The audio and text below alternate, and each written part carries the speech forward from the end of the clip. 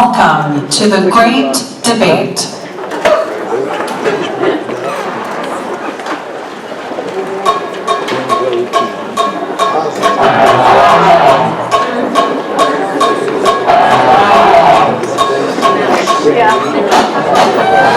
Please welcome to the stage co-founder of Positively Roswell, Keith.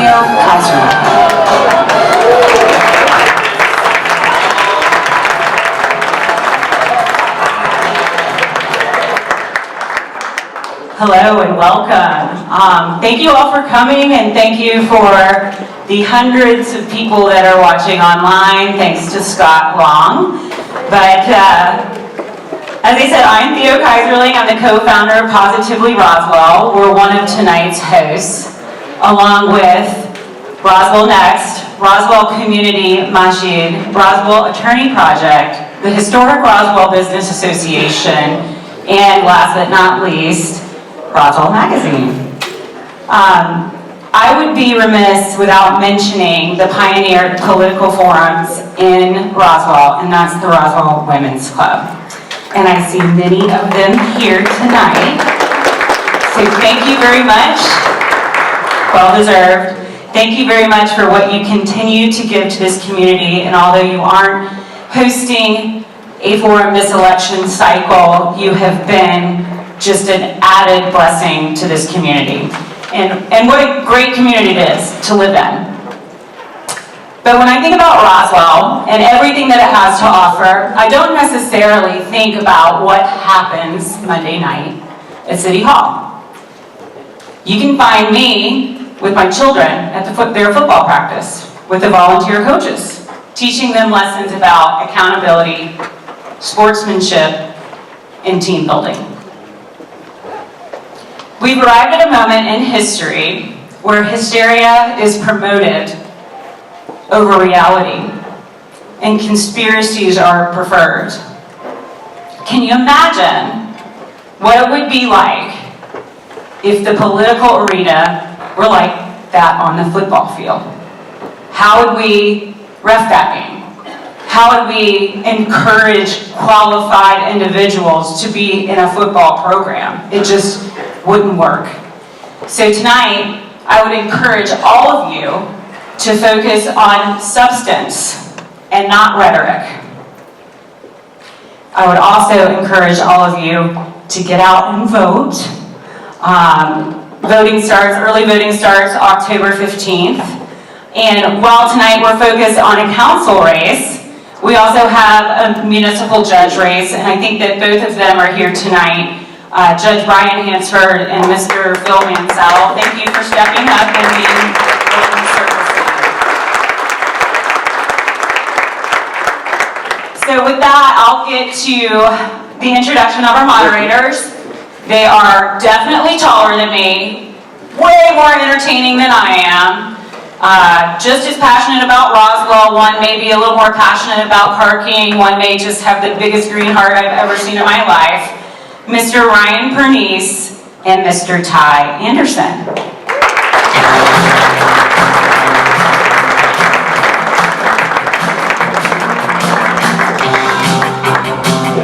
Thank you, Theo. Thank you, Theo. Welcome, everybody. Thank you for being here tonight. I'm Ty Anderson. My name is Ryan Pernice. We're happy that you're here. We are going to try to make this fun. It can be fun. There's a long pause. There was a long pause. Is that okay if we have a little bit of fun tonight? Are we okay?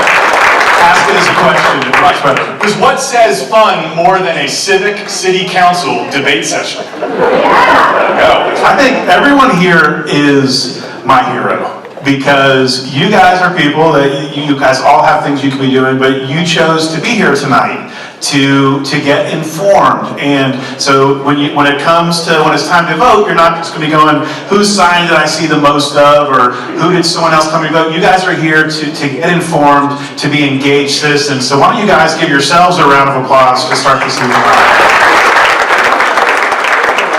All right, so let's talk a little bit about what tonight is going to look like. There are two parts to this evening. Ty, what are they? Okay. That feels like a quiz. Yeah, that's so a big question. The first part, we thought before we got into the hard-hitting debate section that you and I will be moderating, that was a little clue as to what part 2 is, but part 1 is going to be a get to know you session. So, for a lot of these candidates, there's quite a few. There's 3 posts, and we thought with no political party affiliation, we actually just need to get to know people. So we're going to have an opportunity to do that before we move to part 2. That's right. So part 1, a get to know you session. The second part is going to be a more formal debate, question and answer segment. So we've got a bank of 29 questions that have been derived by a number of civic organizations. We'll get a little more into the rules a bit later, but each candidate will have a chance to answer questions directed at him or her individually. Then they'll have an opportunity for a closing statement at the end. That comes next. So we will be back in between the sections to hopefully keep you guys just rolling in laughter.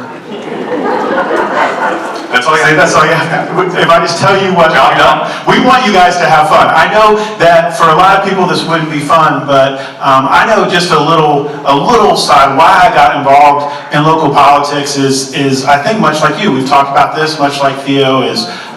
You watch the news and it feels like everything is dividing us into 2 different sides, and that started to affect the way when I walked out in the street. I was like, I wonder which side they're on. Are they on my side? Are they the other side? Do they hate me? Do I have the right letter behind my name? It's like, that's no way for us to live as a community. So what an awesome night just to get to know people who are going to help guide Roswell into what I believe is an incredible, exciting future. I believe our best is yet to come. You believe that? Okay, good. We're all on the same page. Thanks everybody for coming tonight. We're going to get off the stage and let the program begin. Thank you very much.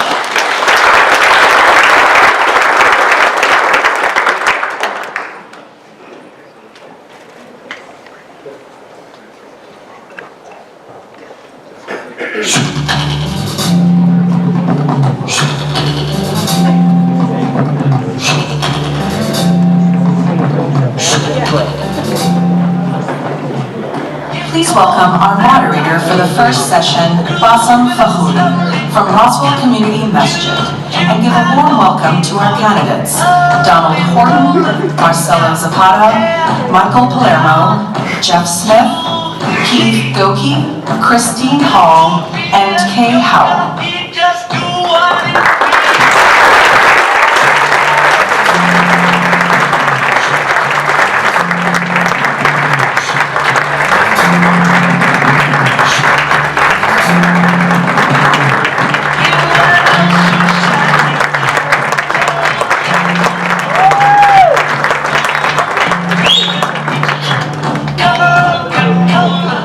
Good evening, ladies and gentlemen.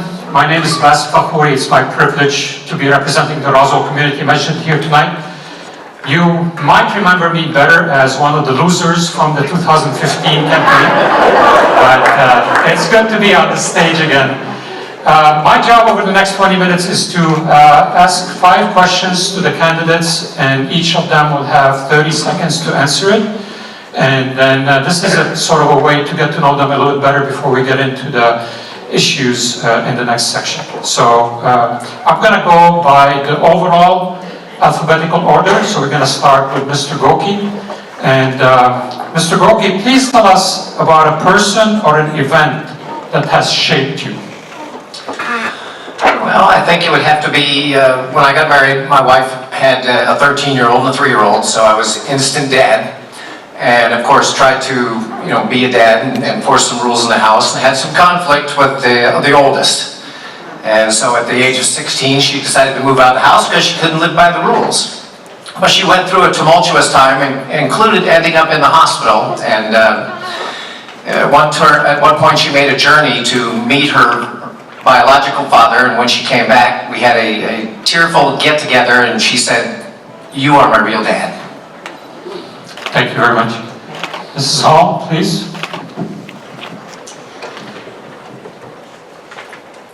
One of the things that shaped me is following in my mother's footsteps to be successful. She immigrated to this country, both my parents did, a little more than a suitcase, and through hard work and perseverance, she built a successful real estate company, which I worked in, and I watched how she did that and how hard she worked, and as a result, I've she taught me that you can do anything that you want to do when you put your mind to it, and that's what has stayed with me. Thank you very much. Dr. Holland? So what shaped me was, one time when I was about 7 years old, I remembered one Thanksgiving when my grandmother was organizing, and we had like a whole lot of people at our house, and she said to me, Kay, you know what, when you have people around you, you need to figure out who you are and make sure you manage them. So I said, okay. So I've seen her, she was very stern, and she took that quality and she did it at home, she did it every holiday, and she did it in her meetings at the NAACP. So I watched that, and I model that. So sternness with democracy and leadership, no matter where you are. Thank you very much. Mr. Horton? I would have to say it was my high school band director. He taught me discipline, he taught me creativity, he taught me to take responsibility and attempt to be as good as I could be at everything I did. A fantastic individual that all of that has stayed with me. Thank you very much. Mr. Zapata? Thank you. So how long did I have to answer the question? 30 seconds. Okay, well, so, well, having the chance to live in 4 different countries, 5 different countries shaped me in very different shapes, but definitely the most shaping moment of my life was when my daughter was born. That was really life-changing, that you never experienced inside this feeling, and that was very, happy moment, and also the most, what was the second part of the question? It's either an event or a person that has shaped you. So yes, shaping, and then obviously what was sad was, my parents leaving, and I was living here 10 hours away from them. That was hard to deal with, but they also gave me strength and shaped my life. thank you very much. Mr. Palermo? Sure. So I'm not going to mention a single individual pinpoint item, but it really comes down to, with my childhood, as far back as I can remember, really just wanting to be a parent and wanting to have children, give them a great life, where I was fortunate with some things and wanting to get to recreate that, and then the same things for some things where I was less fortunate with, wanting so much to just give my children really that better life. Thank you so much. Mr. Smith? All right. So certainly my parents and certainly becoming a parent and a husband shaped my life, but in terms of where I am now and running for city council, I'd have to say, 20 years ago I was a newspaper reporter as a young kid, following people around in this community and with my eyes and ears wide open, and got to meet all the wonderful people who were running the community back then. And I'd have to quite honestly say, for me sitting up here on this stage, what shaped me the most is really the people in the community 20 years ago and since then. So, Thank you very much. Second question, we're going to start with Mrs. Hall. Please tell us about a secret Roswell guilty pleasure that you have. I'm sorry? A secret Roswell guilty pleasure. A hidden Roswell. Here in Roswell, yeah. One of the secrets or a secret spot that you have or something? Okay. One of my favorite spots is Fakhoury Falls, is on a hot summer day to take the kids there and just play under the falls. Thank you. Dr. Hall? Sorry.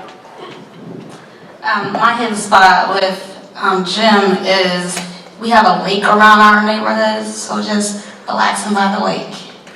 Okay, thank you. Mr. Horton?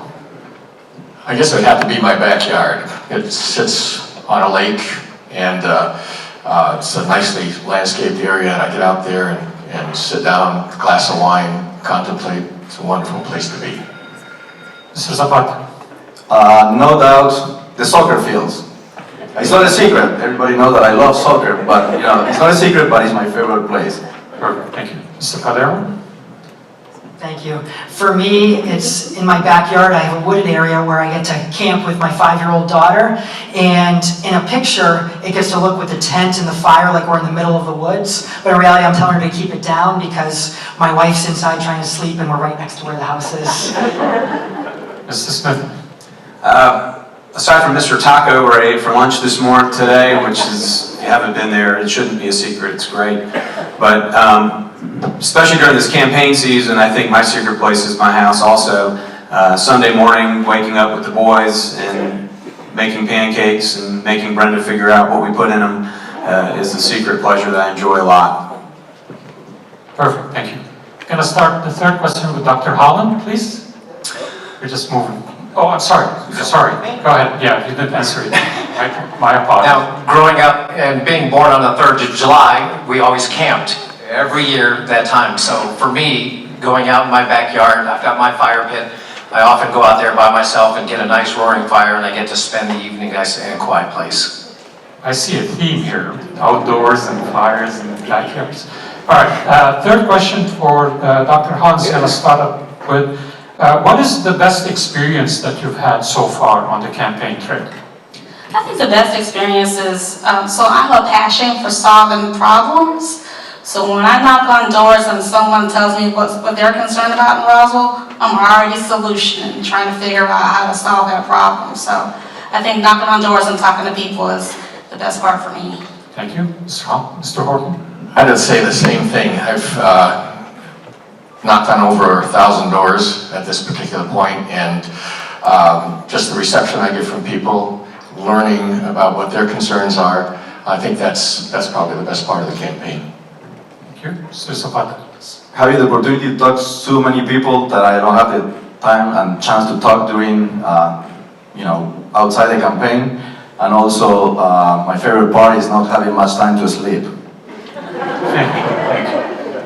Mr. Palermo? Sure, so my favorite time and experience on this campaign was when knocking on a door. You know, it can be a little intimidating at first, knock on the door, and then the person opens up. I never met him, so I introduce myself. Immediately, he gives me a big handshake, pulls me close, says he remembers me, he emailed me, I responded on how I was really trying to lower some spending and try to move the funding more towards things that benefit residents. And then I was just so amazed that he knew me, and then his wife behind him comes out, gives me a big hug, our cheeks touched, and she just said, thank you for all these different things I was doing. I was just amazed because she was following very closely when there was some high density going towards her neighborhood. And I thought the average resident probably isn't paying attention to these things or knowing. And then just having two people give me that type of introduction when I'm a little intimidated at first to knock on the door. So that was just an amazing experience. Thank you so much. Well, as a first-time campaigner, everybody talks about meeting people, and it kind of sounds like a political speak, like we're all trying to say we love meeting new people. But it is cool, and it is. I thought people were going to be upset when we came to the door, but everybody has been opening and welcoming. And my best moment probably came right next to my worst, where the holy grail is to get a sign commitment when you're knocking on doors. And I got 3 in a row, and then I was walking by one that had a Palermo sign in it, and I thought, man, I'm confident. I'm going for a conversion here,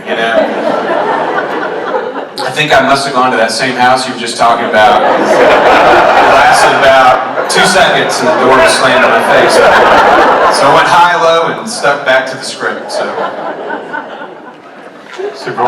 Aside from the knocking, the thing I've enjoyed the most is meeting and realizing how many veterans we have in Roswell. And if they aren't veterans, they're parents of kids that are in the military. And it's been kind of eye-opening as to how many there really are in Roswell. Mrs. Hall? Well, if you can get past the ring doorbells and actually talk to the people, it has been great to figure out that there's only about 2 degrees of separation between you and that person. It's a really, really small world, is what I found out. Thank you very much. Mr. Horton, we're going to start off with you for the 4th question, which is, what is the biggest misconception about you?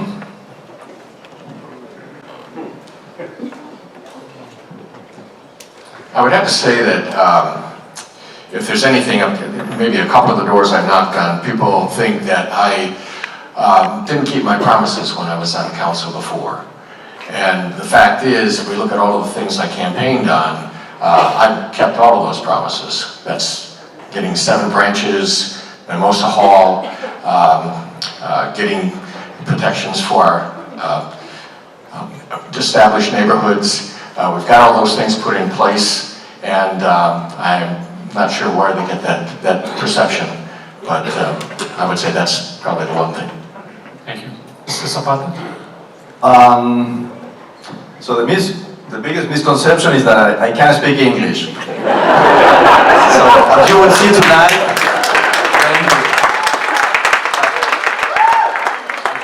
I can carry on a conversation in English, and I hopefully will convince you for my points and arguments.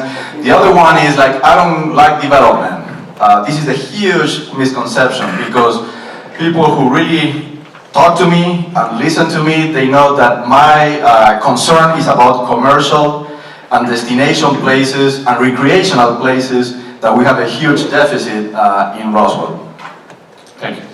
Mr. Palermo? Sure, so I think the biggest misconception about me or perhaps spread about me is because I'm such a loud, vocal individual really wanting to fight for smart development, the fact that I feel there's too many apartments constantly being approved.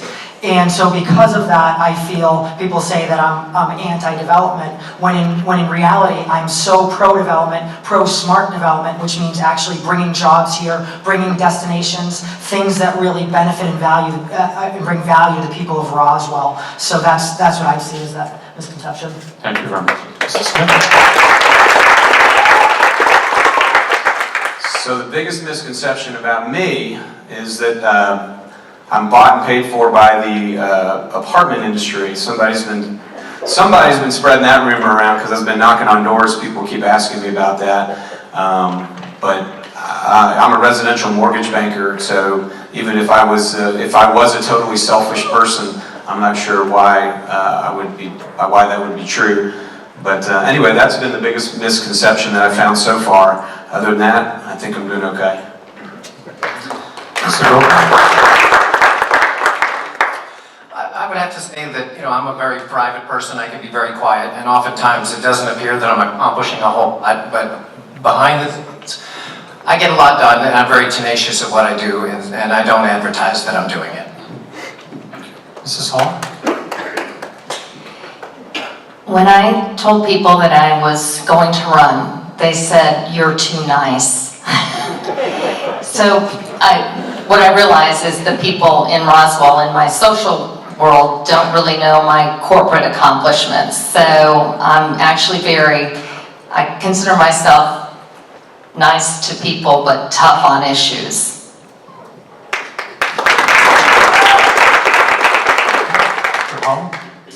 I think the biggest misconception that I've heard is that I'm young and that I'm not seasoned. So I did not start college at 12. I'm close to 50. I have created a couple of businesses and just got my doctorate and I'm working. So I'm not young, although I might look it.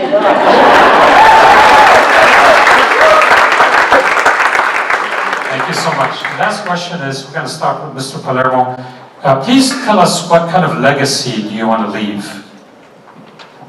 So really the legacy that I want to leave is obviously the cliche of leaving a place better than when you got there. And that's really hard to do because Roswell is such an incredible place. There's no way I can in any way, compete with the river and the history and all of that, of all just the different assets within the city. But as I look back and I think to the fact that I was able to really lead the charge and get support to protect our neighborhoods and really make sure that our neighborhoods are the best anywhere. And also, as many of you know, that I'm very big on walkability. Wider sidewalks create more pedestrian activity. And so I just love being able to look and know there'll be more people walking around on those wider sidewalks and enjoying hopefully a bigger and better, more but still historic, quaint downtown. Thank you. So if I had to hope for a good legacy, I think it would be first that every decision I made pushed Roswell towards being the best place to live, work, and play in the country, and that I served the entire time with a servant leadership style. And really, as far as something specific, I really just want to fix the Holcomb Bridge corridor. And I think we'll get into that a little bit later tonight, but those are kind of three things that I would like to be known for, I guess. You know, one of the things I hear from people out on the trail is, you know, and perception is reality, is they feel disconnected and there's a lack of trust in their government. So for me, a lasting legacy would be able to do what I can to work towards rebuilding that trust between the citizen and their government.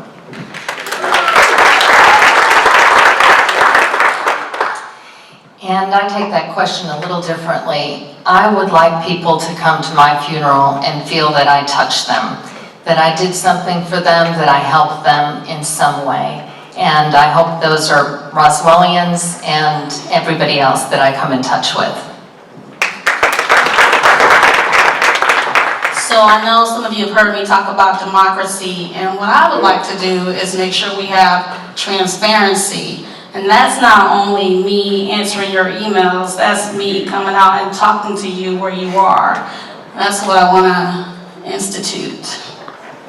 So, I guess I'd like to say that I want to see this city, and I want to be responsible, or partly responsible, in seeing this city be as successful or more so than our neighbors, and make some real progress for the future. I'm especially interested in smart city technology, and if we can do some things to minimize traffic congestion through the use of new technology, I would want to be the one behind that. Thank you. and Mr. Zapata. Thank you. So yeah, what I've been working nearly for 4 years, which is an open, transparent, inclusive, engaging, and responsive city government, because I think that every government and everything we do in government has to start, the starting point are all these things. Thank you very much. Ladies and gentlemen, this concludes the first portion of our program. We're gonna leave and then come back in the order of the different posts. Thank you so much. Please give them a hand.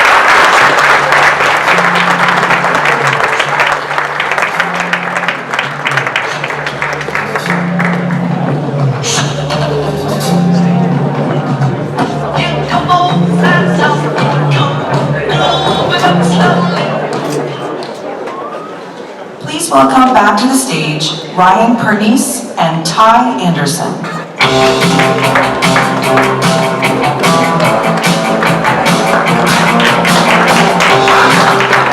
All right. They said red, that might be, no? No, this is pink. There it There we is. go. All right, welcome everyone to what will be guaranteed to be the low light of today's performance. My name is Ryan again. And I'm Ty. You know, that first part was the get to know you section. I was thinking it was going to be like, what's your favorite ice cream? And are you a dog or cat person? But they're ready to go on the politics. They're diving in. Dog or cat person is one of those tough questions though, because wherever you come out, someone's going to be just violently against you. Yes, so let's remove that question. Yeah, okay, so here's what I was struck by over that last session, which is that this is really challenging. So, as Ty mentioned when we first came out, one of the things that makes this special is how, regardless of political views or what your views are on issues, these are all still our friends and neighbors up here. And they've chosen to throw their hat in the ring, sit up here, answer invasive personal questions about themselves, and talk about this process. So it kind of got me wondering, what would be your least favorite part of this process? I think I'm the opposite of everyone up there, because they were all talking about how much they enjoy walking up to strangers' houses and knocking on the door. And I don't want to get into national politics, but I'm pretty aware that my neighbors are well armed. So I'm not walking up to anybody's house unless they know I'm coming. Yeah. Is this where you ring and you step way back? I'm clear. It's like, it's all good. Yeah, that's fine. So, yeah, I guess that's the part of it where, just so much work goes into it just to get out there. And, one of the things that we're obviously hoping to change, and obviously you guys would support, is I think more people need to get involved by voting in local elections, right? What's interesting is just, in a couple years, you'll see when it's like a presidential or national election, you'll see people post like these really patriotic things on Facebook about how, just their humble brag about how true patriots go vote. And I'm like, where were you for all the local elections?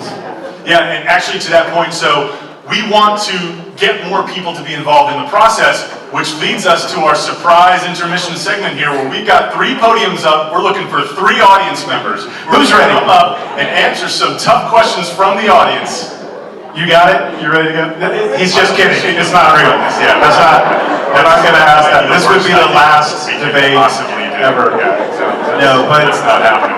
It is, and I think maybe even just as we go into part 2, the debate, you know, when you think about when you turn on TV and, you know, these, a national election, there's staff and people are preparing and they have mock debates and they go over questions, all these things.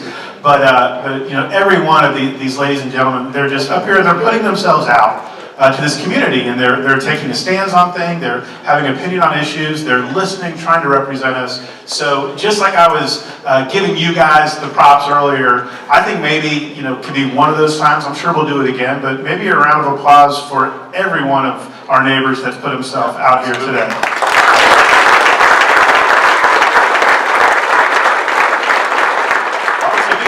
We're going to transition to the next part of the evening.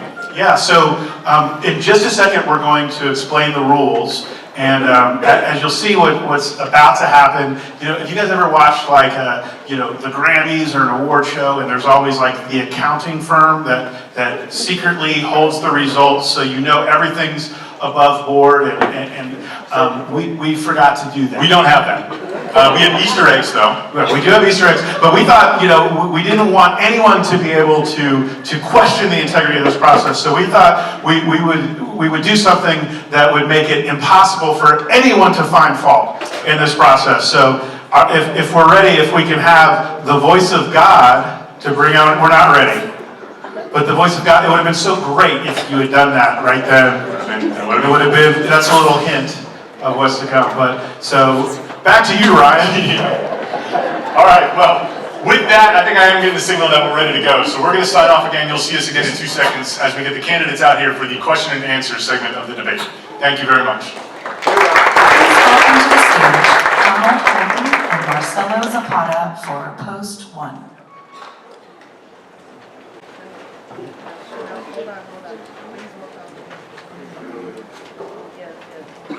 Ladies and gentlemen, welcome to the debate portion of our evening.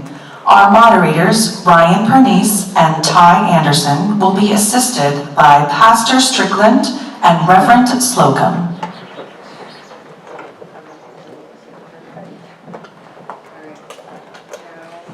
Okay, I just have to say that imagine how great it would have been when I said, cue the voice of God, if then we brought out the members of the clergy to lend the credibility to this. But hey, that's why I'm not running.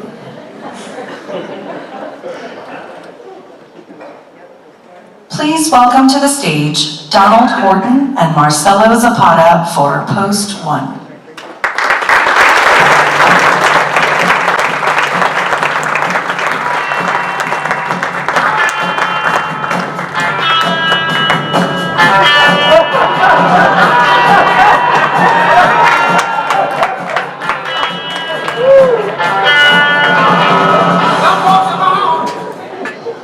Gentlemen, thank you very much for joining us on the stage. First, a little bit about how we put together this debate format, so you know exactly what we're headed into here. We've got 3 different posts that are up for grabs here. So as we go through tonight, each post, both candidates will get 5 questions. We're going to start with the same question. Each will have 90 seconds to answer. There will not be an opportunity for a rebuttal. You're welcome to use your 90 seconds for a rebuttal. Then we'll do the 6th question, which we're going to sneak in a little bit. We'll find out what that is. And then we'll rotate through there. Okay, so as I was explaining before, Ryan and I have not seen these questions. None of the candidates have seen these questions, and they have been safely delivered, not to the accounting firm, but to the members of the clergy seated behind us, who have stored them safely in Easter eggs, and they'd like you to know they are offering great Easter services at both of their churches. But they will be taking out the question, handing them to Ryan or myself. We will be asking the question, and it will alternate back and forth on who goes first. So again, 3 posts. Each candidate will be asked the same question. You'll have 90 seconds to respond. 90 seconds to respond. Then we'll move on to the next question. We'll do that 5 times. There's a sixth question, and then you'll have 60 seconds for an opportunity for closing arguments. I'll remind the candidates that you are under a time limit here. We've got a time sign that's going to go up to let you know how much time you have left, and we'll take it from there. Are you two ready for the first question? Ready. Audience, are you ready for the first question? All right.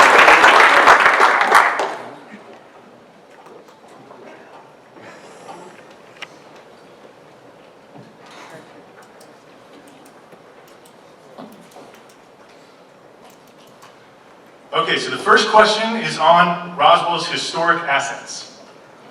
The historic assets of Roswell are some of the most treasured contributors to the character of the city. Yet the management and promotion of these assets isn't tightly coordinated. Also, the revenue derived from these assets isn't sufficient to fund large improvements or additional acquisitions. What are your ideas on re-envisioning these assets to make them more integrated and to improve their community draw and revenue potential? We're going to start with Don Horton. I would say that one of the things that I promoted when I was on council before and was hoping that we could push this forward into the future, I really think it's vitally important that our historic assets are under the umbrella of its own department with its own staff and so on. I think that there are a couple of our homes that are primarily museum homes, and I think those particular homes need to be engaged a little bit more, and certainly with the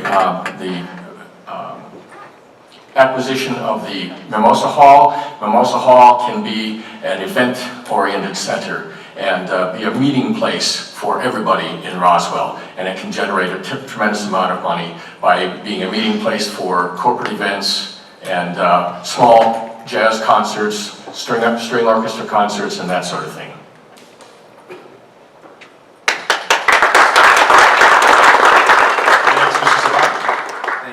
Thank you. Hello. Okay, so since for me the biggest asset is the sense of place and community, which is a combination of history and nature. And when we talk about history, we have all these historic homes that definitely need to be taking more investment, be more creative of how we're going to use moving forward those historic homes. And I won't forget also the cemeteries. The cemetery is another big historic asset that, you know, differentiate the city. I mean, you go to Boston, who haven't been at the cemetery in Boston? I mean, is some other historic asset that need to be taken into consideration. So the homes, some of them need more investment and more care. I understand that, you know, there is even some historic furnitures and others assets they are that they're not being taken down, taken care of, and presented to the people, so the public. So I think there's so much to do. They're all different, and we have to find different usage for all of them.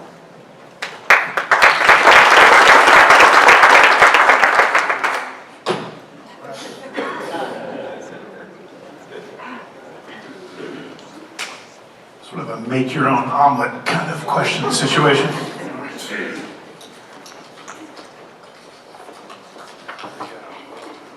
Okay, this question is regarding city government roles. Get this open. It's confusing at times to know what the role of our city council is versus that of the city manager and staff versus that of various outside boards and commissions. You're running for city council. What do you think that the city council's primary job is, and where does that job stop relative to the staff and volunteer boards? Starting with Zapata. Thank you. So, yeah, for me, the main role of council is to hear, understand, and care about the vision, the wishes, and the needs of the community at large. Then the council will be responsible to write and vote on diverse and very clear policies and procedures that for the employees to follow. And I always said, and I always believe that, you know, we need to lead by example. So the example from the top reflect all the way down to the employees. So, do I have more time? Okay, so I mean, first to hear the community is the main role of the city council and the mayor, and then come with the right policies to fulfill the wishes of the people of Roswell.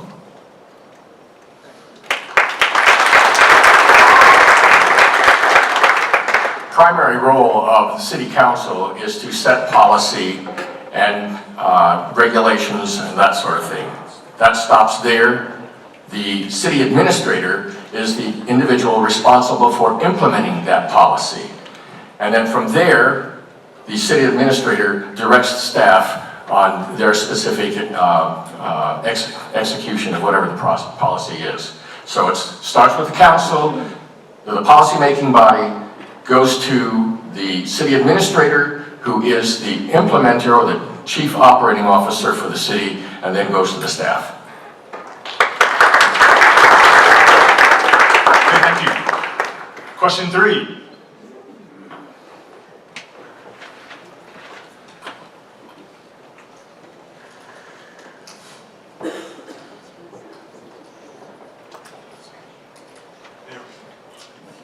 All right, our third question is on collaborating with local nonprofits. The city is proud of its many nonprofit organizations and the services they provide and the value they bring to our community. We have some very visible collaborations, like the historic Roswell Beautification Project, but some citizens believe the city isn't really in touch with many of these groups and is missing opportunities to use the knowledge and information of such organizations to improve our city as a whole. What will you do to improve the recognition and interactions here? Start with Mr. Horton. First of all, there are so many nonprofits in Roswell. We happen to be the capital of nonprofits in North Fulton.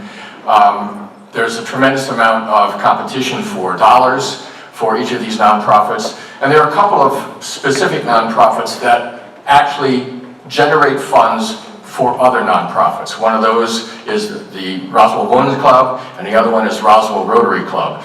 Those two organizations raise significant amounts of money every year, and they direct it out to various other nonprofits in the community. I think it's important that we bring the heads of these nonprofits together on a regular basis so that we can talk about the issues that they face, the difficulties they're facing in raising money to run their operations and so on. I think it would be good if we had a citizen committee that would work with these nonprofits to help them work through the problems that they have and the challenges of raising funds, of course.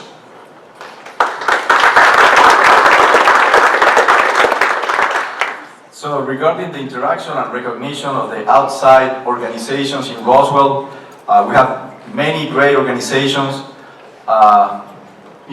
very doing a lot for the community. But, first of all, the taxpayers, the residents are above everything.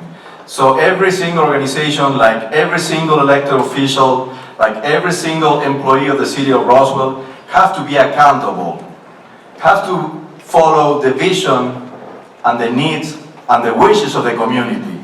So for me, accountability is everything. So we all can interact if we are accountable. So because we have to remember that the elected officials here or in the future are the ones that really have to respond to the people of Roswell. So we need a better interaction at all levels and recognize this organization for what they do for the community. But again, it's all about the people of Roswell and the elected officials who are ultimately responsible for the taxpayers' money.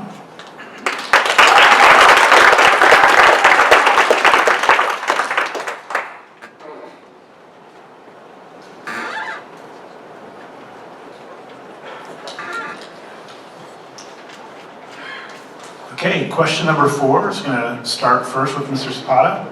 It is regarding connecting historic assets. In thinking about two of the city's most valuable assets, our historic district and the Chattahoochee River parks, and going beyond the transportation connections, what are your ideas for making these two assets joined so that one cannot be thought of or experienced without the other? for our citizens and our weekend tourists. So let me repeat the question, is how to connect all the different historic assets in the city of Roswell?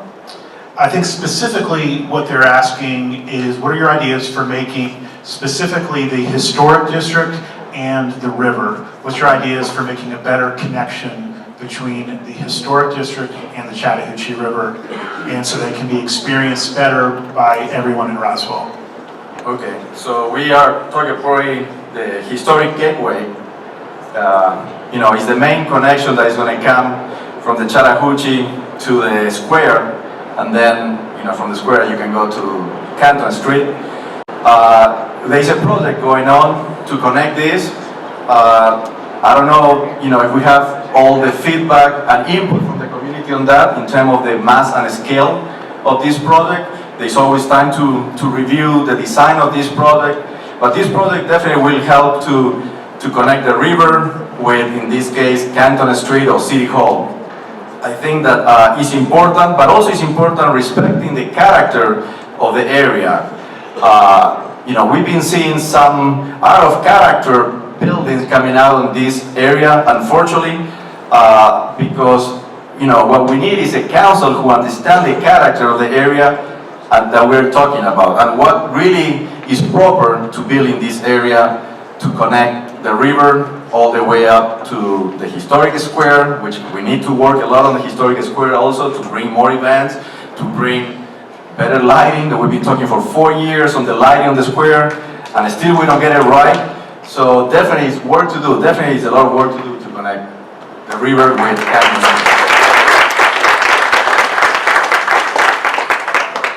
Most people don't realize, but our historic district actually goes all the way from Norcross Street on Highway 9 south all the way to the river.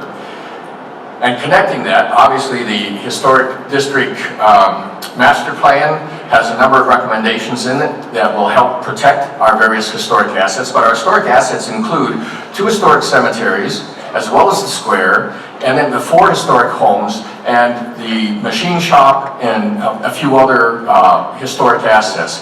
And those, it would be great if we had a single organization that managed all of those assets so that there was a coordinated effort from the river all the way up to Norcross Street in marketing those particular assets. So I think it's a matter of marketing, it's a matter of having a single organization that manages all of the historic assets together, and that will help us get connected more to the river. Thank you.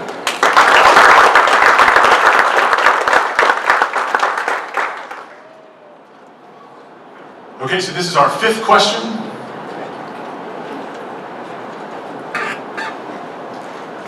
All right, and this is about city government tax base. During budget and financial discussions, Roswell talks about balancing our residential versus commercial tax base. What does this mean to you? Why does it matter? And what do you think we should do about it? Our current tax base is 27% commercial and 73% residential. That means the bulk of the tax burden is on you, the taxpayers. The only way we're going to change that is by recruiting new businesses to come into Roswell. In order to recruit new businesses to come into Roswell, we have to have places to put them. And that includes office space. Right now, we have very little office space available in Roswell. I think we're about 97-98% fully leased up on all of our office space. So in order to attract new business, we're going to have places to put them. My idea is to look at some of these underutilized shopping malls, strip malls, and see if we can convince the property owners of those malls to redevelop in a way that makes space available into more business-oriented campuses. It may mean that City Hall is going to have to purchase some of those properties so that we can take control of that redevelopment. But I think the only way we're going to get new business in here to change that tax base is by providing space for new businesses to come in.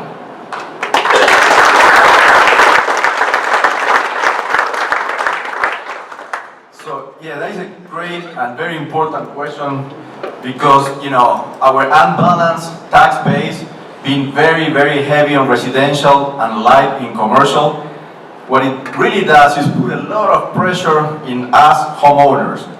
So the other day I have a phone call from a 91 years old lady, and she said, two things. One, why Roswell doesn't do a better job to advertise in a local newspaper. I don't have internet, I don't do Facebook, Instagram. I'm 91 years old, living in a fixed income. So why don't Roswell does more traditional advertisements of the tax exemption?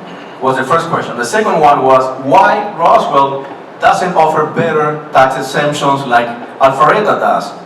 And there, the main answer to this question is like we are so heavy on residential tax base that now doesn't allow us to give it better tax credit or tax exempt for 65 plus residents of Roswell.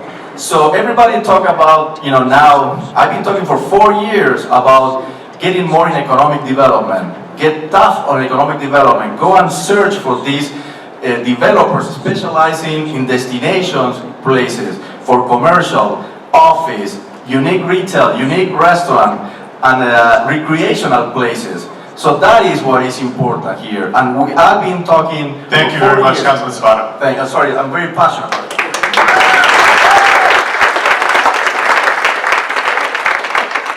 Okay, we are on to question number 6, the mysterious question number 6. Everyone was anxious about question number 6. So this is what we put together for you. We're going to start with Zapata, and what you have the opportunity to do now is you get to ask yourself the question that you wished that we had asked you. What's the topic or area that we haven't addressed that you want to address?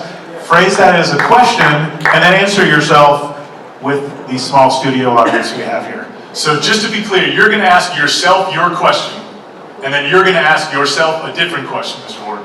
And then you will have the opportunity for a 60-second closing statement. So 2 more opportunities to speak. So this isn't your closing statement that you can just pick a question on a topic that you want. So if we had magically pulled it out of the egg and you were going, this is the question I was praying that they would ask, you have the opportunity to make that little miracle happen all for yourself right now. Ask yourself the question that you wish we had asked you. Well, the question that I wish that they asked me was why my opponents say that I'm no for development. This is a good question. I can go ahead and answer. Sure. Do you want me to ask you, or why do your opponents say that you're not for development?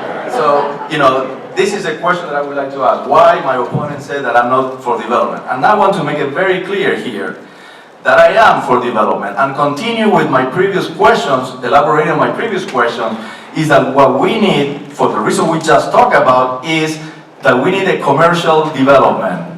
This is the hardest one. They don't come to the city all the time knocking on the door to do something. You have to go there actively and recruit them. For this, my proposal is that we need a Roswell Economic Development Director in the House who is accountable to not only the people of Roswell, but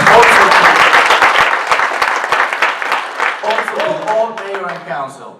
So no, for me, means yes in the vision, needs, wishes of the community at large. And voting yes for the East Roswell all target project really meant no to the vision, needs, wishes of the community at large. Expressed on these 200 emails and 1,000 signatures that we received before voting. And I brought them all here. So this means, yes for the East Village. Okay, thank you very much, Mr. Zapata. 90 seconds are Thanks.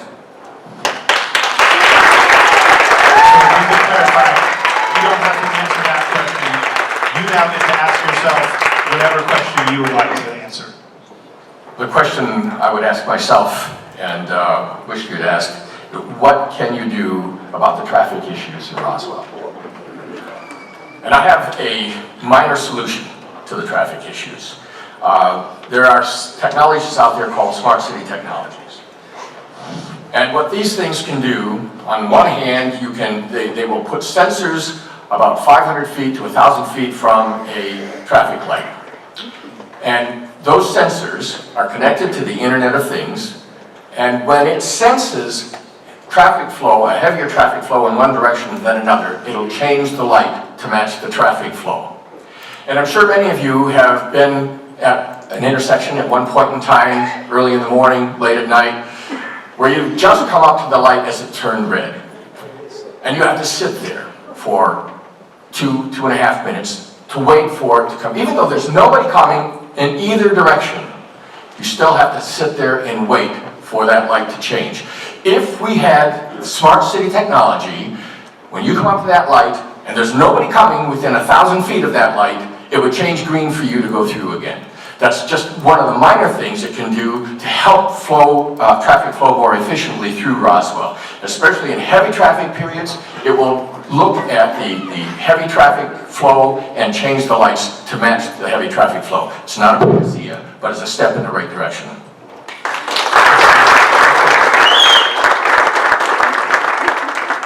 So we are going to now start with the 1-minute closing statement, and we're going to start with you, Mr. Horton. Well, first of all, thanks to Positively Roswell, Roswell Next, for hosting this event this evening. I bring an important mix of skills to this election. I have 30 years of experience in the corporate private sector, 2 years on city council, 10 years as an HOA president. I know how business works. And with my experience in the financial sector, I also know how to, the ins and outs of budgeting. At the same time, my years of service to the community have brought me into contact with people all over Roswell. I've worked with the Roswell Initiative for Community Housing and the Housing Authority of Fulton County, so I know what our city's critical housing needs are. As a former music teacher and a patron of the arts, I have an investment in the city's support for the arts. Most important, I don't have an agenda, except to represent all of the people of Roswell. Having knocked on over 1,000 doors so far, I'm hearing that you want us to fix the blight in the city, that you're tired of our neighboring cities, Alpharetta, Sandy Springs, Woodstock. Thank you very much, Mr. Horton. And I want your city to thrive and be successful.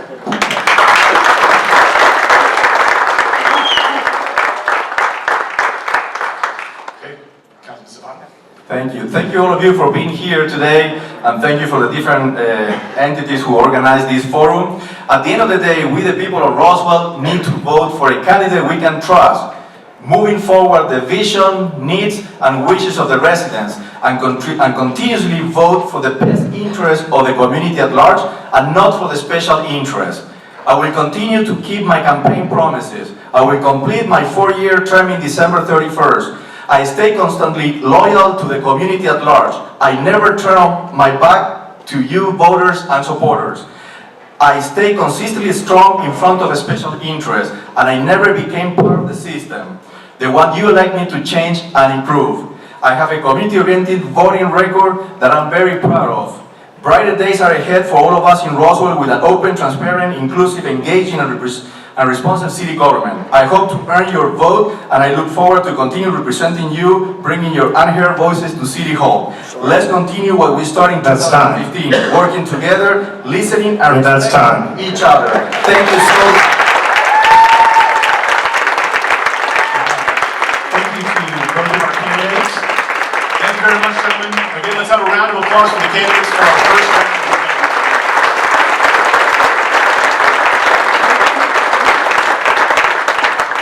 Okay to stay? Can we get some crew to help move that notebook? I need a dolly.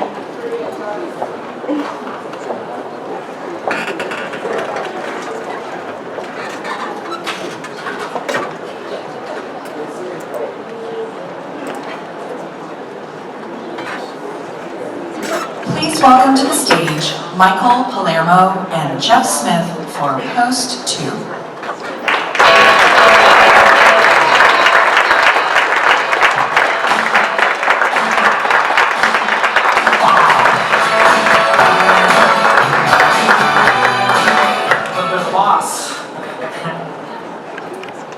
I think we're all good on the rules, right? We got it. We got 90 seconds to question. We're going to be going alphabetical order. And if you guys missed it before, we're making omelets over here. We're finding these questions in these eggs. All right.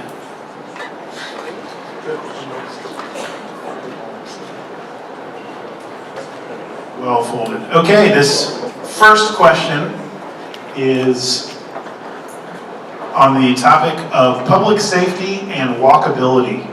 Citizens submitted a number of questions about pedestrian safety and better crosswalks. Specific examples cited as needing improvement included the historic district crossing Highway 9 and Highway 92 near Roswell High School.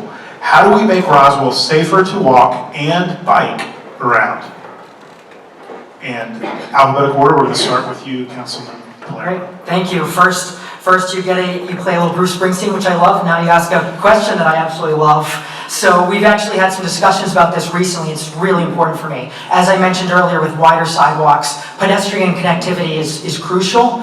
And really, I think what we need to make sure is that RDOT knows at all time they're absolutely not just working for vehicular mobility, but also pedestrian safety. And they do know that, but we need to make sure to continue with that vision.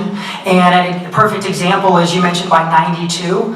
What we're doing there is expanding a lane for just a little bit longer so there's less of a bottleneck. I brought up that we absolutely need to look at putting a pedestrian refuge there for safer crossing.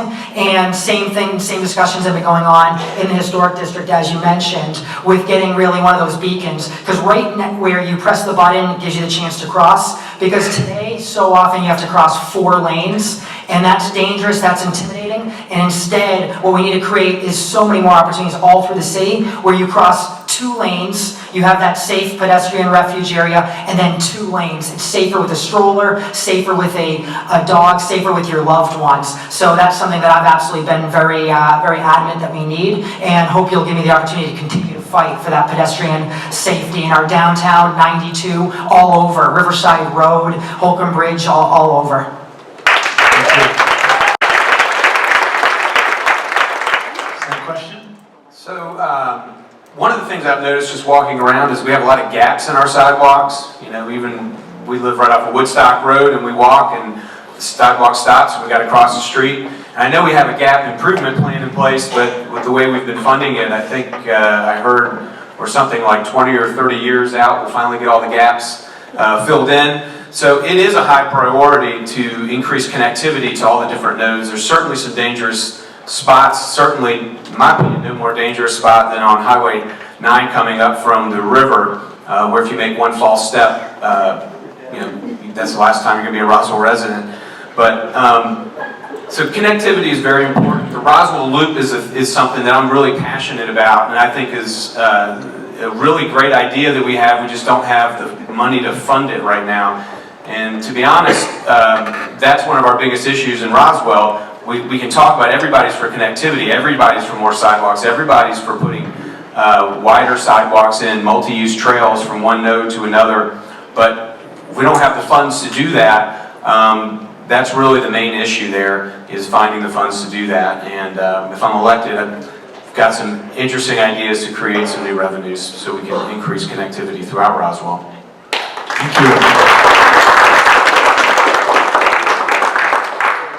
Okay, for our second question, we're going to start with you, Mr. Smith.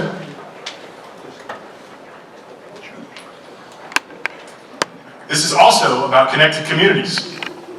One of the city's stated strategic goals is to connect our neighborhoods and commercial centers with a multimodal transportation network. Some might add in connections to our schools and parks as well. How do you think we're doing on this initiative? Where do we need to do better?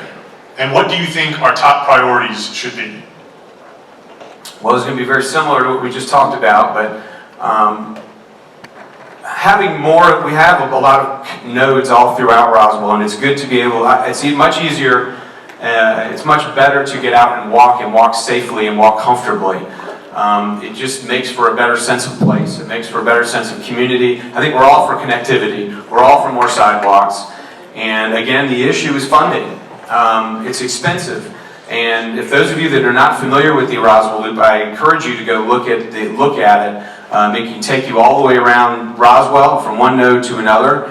And but the issue, it always comes down to funding. I mean, quite honestly, I'm not sure how else to answer the question, but we have to increase our tax base. And our tax base right now is 73% residential. And we lose money on residential tax collection because us residents are needy. We want stuff, we want parks, we want people playing Riverside Sounds, we want police and fire. And the only way to do that is to help our commercial node, our commercial corridor throughout the Holcomb Bridge corridor, to increase those property values, to invest in infrastructure improvements that are going to help increase and add to our tax base. And if we have more dollars to play with, we can put all this cool stuff in and connect all these different places so people don't have to get in their cars and drive somewhere, so people can simply take a nice walk and actually end up somewhere.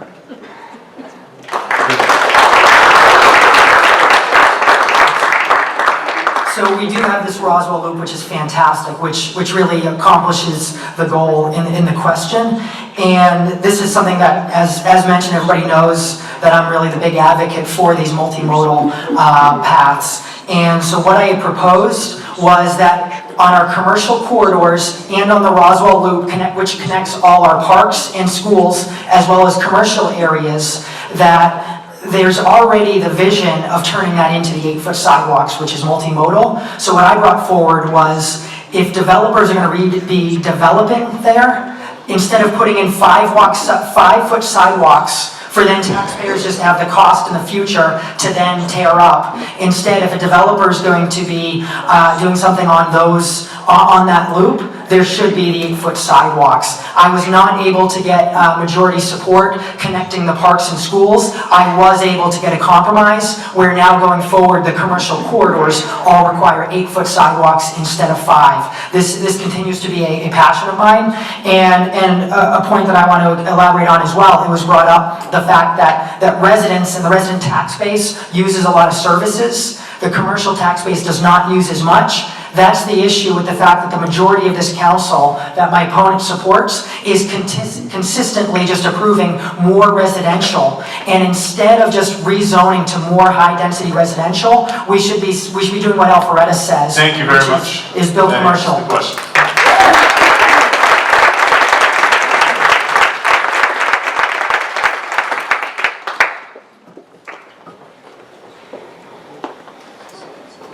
Ancient scroll.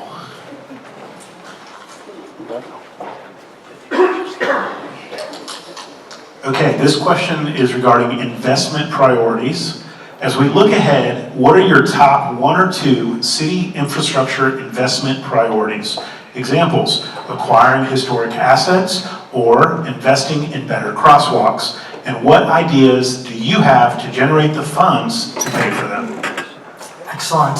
So I'd say really the priority for me deals with just making sure that we have a vibrant community, and a big part of that is the connectivity. And so making sure that we are filling in these sidewalk gaps, and that we're able to make it safer to cross different roads, whether that's Highway 9, that's Riverside, Holcomb Bridge as well, because we want to give our residents the opportunity to be riding their bicycle, walking, being safer, and getting from place to place, which is supporting our business and as well as supporting our community. So I see that as absolutely a big priority, keeping in mind that we absolutely have to have the right balance of we're improving pedestrian connectivity, and at the same time we're looking for ways from an automobile as well on how we can really create more opportunities to reduce the traffic, which is no easy task. So it's going to come all that, which is our RDOT department who do a great job. We need to continue to push and make sure we get that funding.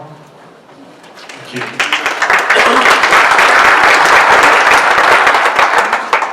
Okay, so here's my plan. Okay, so Holcomb Bridge Corridor, I'm going right back to it again. We're talking about investment, and there's no bigger opportunity in Roswell to get more funds in our tax base than the Holcomb Bridge Corridor. My plan, what I would like to do, is to create a community improvement district throughout the whole entire Holcomb Bridge Corridor and along Highway 9. For those that are not familiar, a community improvement district, and I'm not making this up, this is just this is something that I'm taking from other communities all around the Metro Atlanta area that are currently doing this. Community Improvement District is where all the commercial property owners within that district pay an added tax every single year into a pot.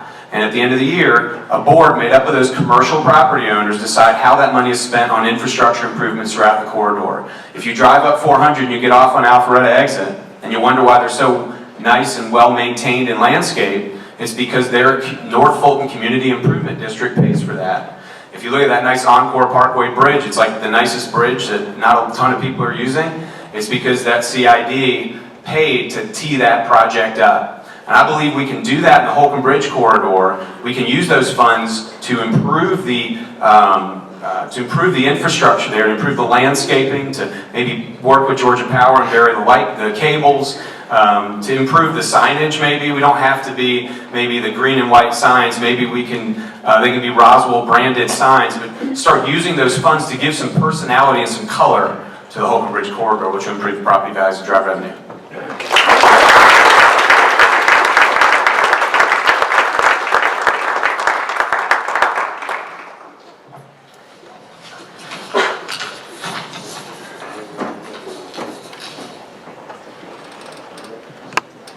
Okay, this is a question for Mr. Smith. You'll start. Historic district redevelopment. The people of Roswell believe that our historical character is a big asset. How do we balance preserving that character against the need to diversify our tax base while allowing for private property redevelopment? Would a town architect help? Our historic assets are one of the things that make us more unique than almost any other metro Atlanta city. We've talked a little bit about using those historic assets to drive more revenue, to get them revenue neutral. Those historic assets bring a tremendous amount of investment in the city right now in indirect ways. We are the one of the top wedding destinations in the Southeast, maybe the number one, and that's because people love having that backdrop here in the city. So they come here, they rent out places, they spend money on Canton Street, and they're a huge part of what we do. And I guess balancing them out with future development, we're talking about the historic district. The historic district is great. Canton Street is fantastic. I don't know, sometimes I think we overthink Canton Street. Canton Street's the one thing in the metro Atlanta area where if you go anywhere in Atlanta, you say Canton Street, everybody knows exactly where you're talking about. Canton Street is fine. We need to protect Canton Street. We need to protect our historical assets, but we need to support it. The Skillet property is going to add, one of the best things I heard about the Skillet project is it's going to add 100,000 square feet of office space, and I hear they've already got tenants. Well, all those people are going to go walk over to your restaurant, Mr. Pernice, and they're going to spend money during lunch. Some restaurants on Canton Street can't even stay open during lunch because there's not enough people during the daytime. So having that office space downtown is a perfect way to enhance our historical charm and our historical character.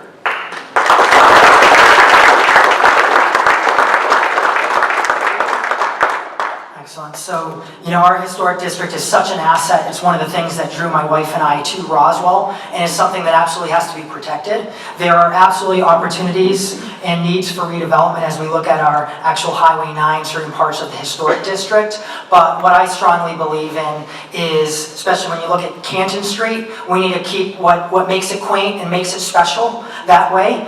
And an example is with the zoning code that was passed in 2014, it allowed buildings like Vickers to be these large buildings built right on the sidewalk, towering over there. That is not what I believe leads to the quaint character, and that's where my opponent and I have a disagreement. And the fact that I strongly believe that they should have been further back from the sidewalk. I brought that forward. I said even just as a compromise, 10 feet. The majority of council, the individuals not up for re-election that my opponent supports, they were not willing to even grant just the 10 feet back. But at least it did get the conversation started to bring forward the historic district master plan. But again, when my opponent said he liked Vickers and the fact that it goes right on the sidewalks being bold is something that I absolutely disagreed with, and I think a stark comparison. So I'd love to hear my opponent's thoughts on that. But again, it just comes with vision, what's right for the city. I'm fighting for our historic district ahead of time.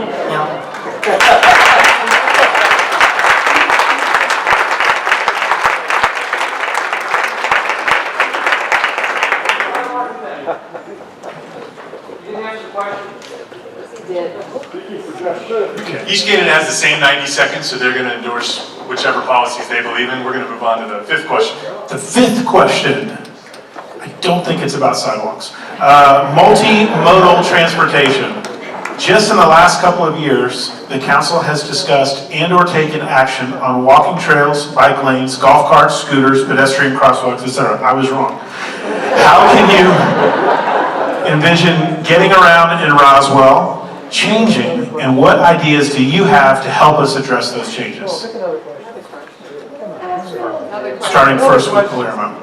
Sure. So what I think is, it really comes down to, I think we've got to really just look at prioritizing and look at prioritizing those opportunities for that multimodal transportation.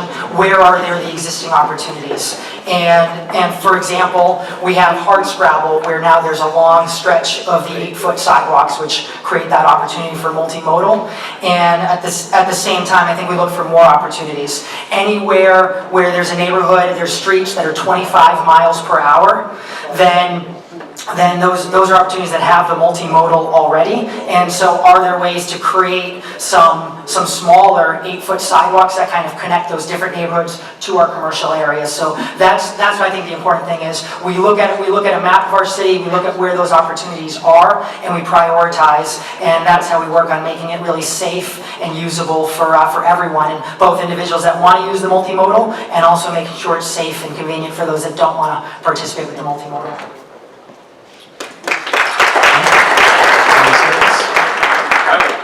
So, I like Vickers, I said that, huh? You wrote it. No, what I wrote was, when Vickers was going up, and I have a newsletter, I mean, to say something like that when it's so easily defensible is rather silly, and I wrote a newsletter when Vickers was going up and the council was deciding on it, and my quote from the newsletter, and it was published, is, it's a great project for Highway 9, but it totally doesn't look like anything on Canton Street.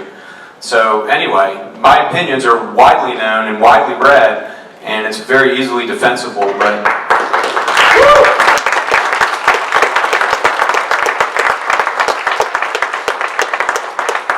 You know, you'll see my financials in a couple days too, and Mr. Palermo over here was telling somebody else that I've raised $50,000 from apartment developers so far.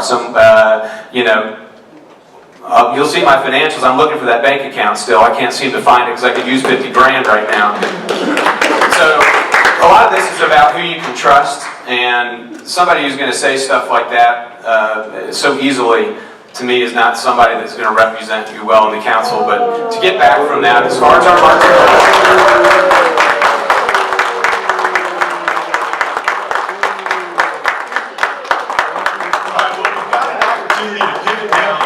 Another open forum question. So let's go ahead and take that. All right, our sixth question is the one we asked earlier, where each candidate gets to define the question he wished we had asked him. He or she wishes we had asked him or her. Thank you. So you'll each have 90 seconds to answer that question. You don't have to answer the other candidate's question. You can ask your own question. After that, you'll have 60 seconds for your closing argument. All right, so we'll start with Councilman Palermo. Excellent. And first of all, I've never heard nor said a dollar amount of 50,000 or even apartment developers. I haven't seen the disclosures, so that, I don't know why you would have made that up. But I just want to be very clear with the article. The exact words are, I do like the project. And you actually then get into, go a little further, talking about there's no doubt this new project, if built, will be successful and will be fully occupied. I disagreed with that vision, and again, the way you just illustrated is not the way, so I do hope everyone reads it and decides which one they want. The comment that I wish we were talking about is the council members that my opponent supports, were they right to take money from a developer and then not recuse themselves when that developer was requesting to tear down trees? Are they right to not support my legislation, my proposal, that going forward, if one of us takes money from a developer knowingly, that we should recuse ourselves if they're requesting something they personally profit from? That's what I wish we were talking to. That's driving to the bottom. And I think that we can correct, and we have the ability to change.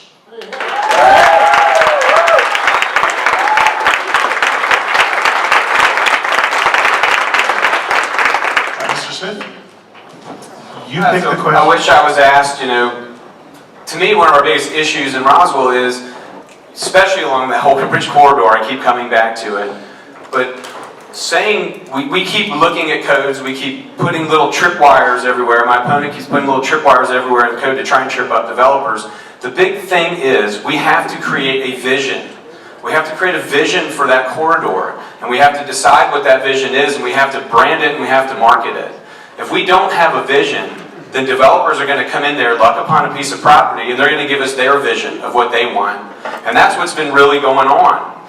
And when a vision isn't a group of codes, a vision is a personality. If you go along the Holcomb Bridge corridor, one of the coolest things over there, in my opinion, is the Connection Shopping Center from the Earth Brewery. If you look at that, that is organically came out of, it represents and looks like Martin's Landing. I grew up in Martin's Landing. It's all sprawled out along the river. It's filled with trees. Big Creek Park is right there. A lot of mountain bikers use it. A lot of walkers use it. There's a nature kind of natural theme going on, and that theme has spread out into the commercial corridor with From the Earth Brewery.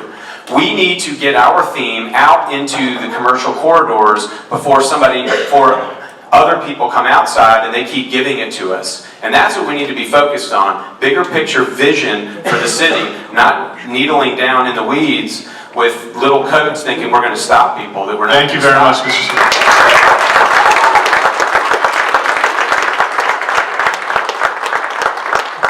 Now it's time for a 60-second closing statement. We're going to start with Mr. Smith, and you have 60 seconds to talk about whatever you'd like. Thank you everyone for putting this on, and thank you everyone for tuning in and taking notes. As I've said before, I want to bring the same servant style of leadership that I've demonstrated throughout North Fulton over the last 20 plus years, and really almost 40 years, to this post on City Council.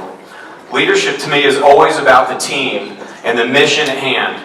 I don't care who gets credit. I just want to see Roswell take consistent steps to push it towards being the best place to live, work, and play in the country, period. If I'm not getting things done in the next 4 years, believe me, I'll be the first one to step down, okay? And I believe the most impactful steps we can take are by making the Holcomb Bridge corridor look and feel more like the best parts of Roswell.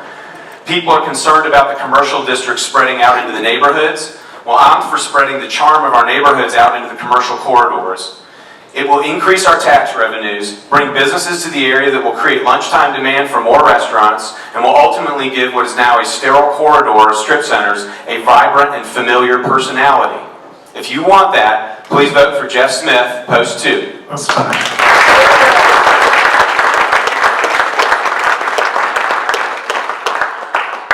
And begin. Excellent.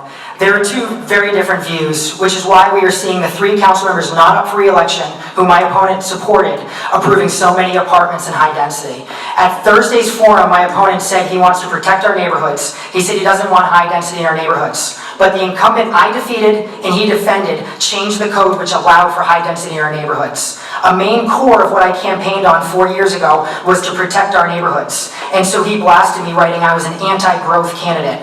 At his campaign kickoff, he gave a shout out to a former council member that voted against my legislation to protect our neighborhoods. And recently, one of the 3 council members not up for re-election that my opponent supported said he felt that my law that protects our neighborhoods had unintended consequences. The protections I added had intended consequences, whether or not my opponent and his council member allies like it. We need to have a different voice. Please give me the opportunity to be that different voice. We see the 3 on council that are aligned with him. Please let me just bring up different things to create compromises. Thank you, everybody.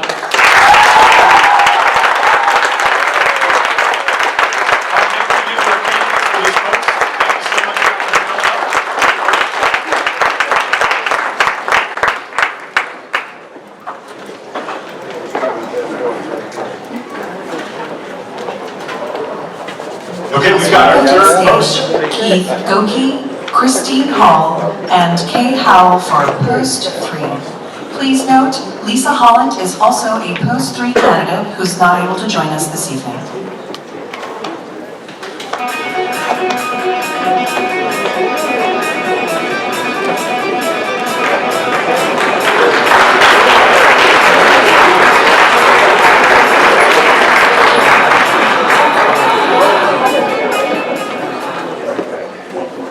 Okay, thank you and welcome to the stage. We're going to begin with our first question.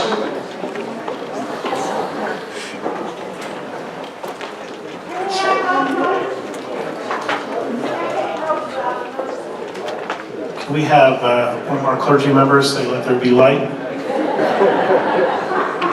Again, the timing, there we go. Okay, we've got our first question, which is about affordable housing. We're going to proceed straight from me on down the line here. So, Mr. Goeke, you'll start. Affordable housing.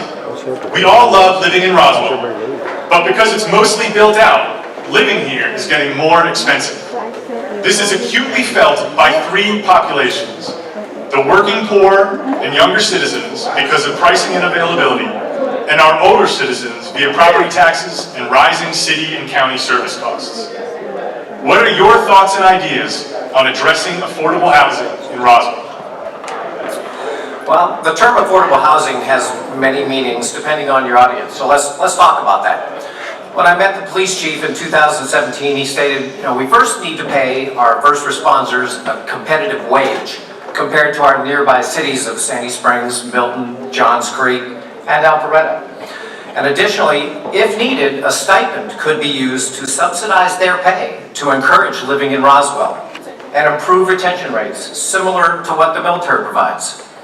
Now, regarding our service industry, we have approximately 15,000 apartments in Roswell that can provide affordable housing. Just this past week, I met a young waiter named Brendan who works in one of our fine East Roswell restaurants, and he mentioned that he just moved to Roswell and quickly found an apartment that's just 2 minutes from his job. He also stated that all his co-workers live in the local area as well. Now, what if you're a first-time home buyer? Let's just imagine a young couple that's starting out that makes $80,000 combined.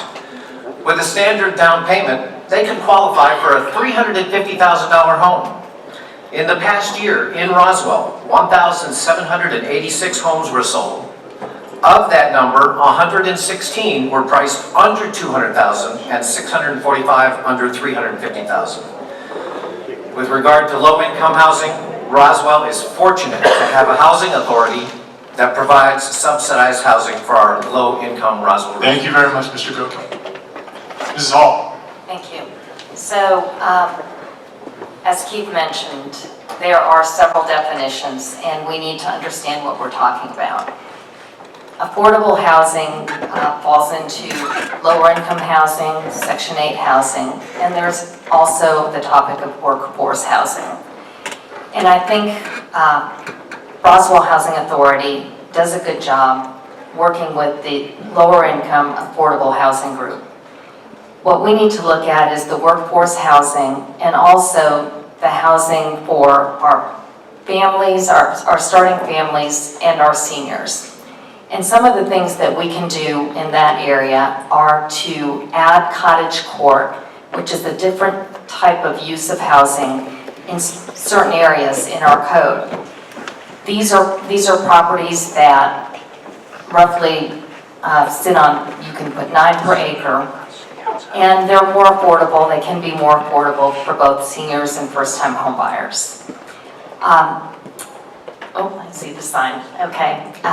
The other thing that we can do is we can get creative as far as with some inclusionary zoning, and that's the cottage court. But manufactured housing is not what it was 20 years ago. Manufactured housing has been used in other cities to help keep the cost down of home buying, and that way it's a little bit more affordable. Thank you very much. Sorry. Dr. Howell. So when I came to Roswell, I bought my house for $108,000. So I'm going to consider that as part of that stock. What I think we should do is, so talking to families that say they can't afford to live here, they have to move somewhere else, they're starting out, or even the low income, I think we could use some of the underdeveloped or blighted areas and do a couple things. Revitalize those homes using the workforce and put people back to work. If they're out of work, use those skills. Develop that community as well as getting people someplace to work. So I think that would be the ideal thing to do for Gen X, for Gen Y, for people that are on fixed income. I think that's where we need to start. Thank you.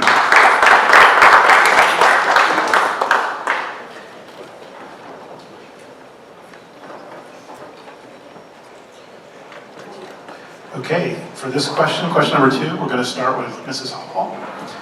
The question is regarding the Gateway Project.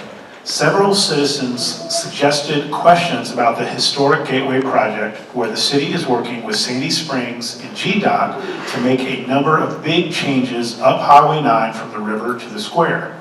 The automobile priority is getting rid of the reversible lanes, improving flow up and down Highway 9, and providing better neighborhood access via roundabouts. The pedestrian and bike priorities are adding walking trails and sidewalks and accommodating alternative vehicles. The preservation priorities are preserving canopy, minimizing roadway footprint, and minimizing the impact on adjacent homes and businesses. With respect to this Gateway Project, what do you prioritize and where do you see the win? I see the win in the safety factor. I take that road every day to work, and I swear once a week there's an accident. So we have to do something from a safety perspective. I've seen the plan. Actually, the plan has been since 2009. I attended the initial meetings when they were talking about that project, and recently saw the images that are available now as to what it's going to look like. I think we have to, it's a nice looking project, but we need to go a little bit on a road diet with it. We need to look at the roundabouts and see if we can make them a little bit smaller. It's great that the project is a complete street. And also if we can, we've got a couple of options to, as far as the traffic calming on it. In the island areas, we can choose to keep trees in the center islands so that there's a canopy on both sides coming up or down. Or we can make those islands a little bit narrower and perhaps make the street a little bit narrower and have the trees on the either side. So. Thank you. And we're going to go back to Dr. So safety is always my concern when we're dealing with people's lives, and that me coming to Georgia and seeing that suicide lane was very shocking. So where I want to go after safety is, and I heard some people at the city hall, city council meeting talking about how that road is a roadway into Roswell, and that's the first thing that they see, and they feel like, oh, I'm home. And I think we should keep that tree line. I think we should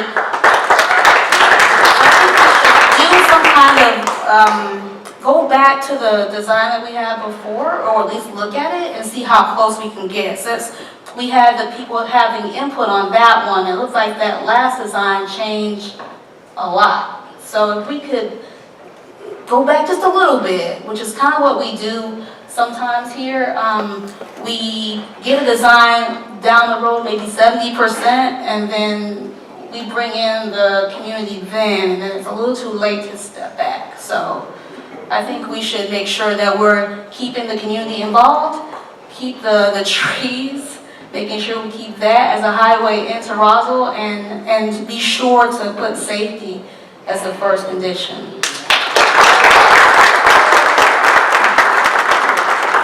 Mr. Goeke.